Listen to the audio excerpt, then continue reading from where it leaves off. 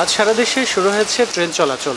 তবে ২৪ দিন পর mail, express, local, commuter train চলাচল শুরু হলেও আন্তনগর ট্রেন চলাচল এখনও শুরু হয়নি। মঙ্গলবার সকাল থেকে নির্ধারিত সময়ে নির্দিষ্ট স্টেশন থেকে ছেড়ে যাচ্ছে ট্রেনগুলো। এর আগে সোমবার থেকে শুরু হয় পণ্যবাহী ট্রেন চলাচল।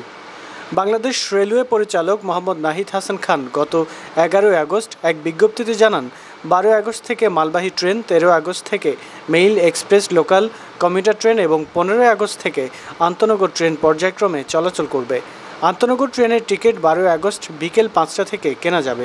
তবে পারাবত ও জামালপুর এক্সপ্রেস ট্রেনের চলাচল সাময়িকভাবে বন্ধ থাকবে। এর আগে কোটা সংস্কার আন্দোলনের মুখে গত ১৮ জুলাই থেকে দেশের বিভিন্ন জায়গায় ধাপে ধাপে ট্রেন চলাচল বন্ধ হয়। এরপর সরকারের কারফিউ জারির পর ১৯ জুলাই থেকে পুরোপুরি বন্ধ ছিল ট্রেন চলাচল।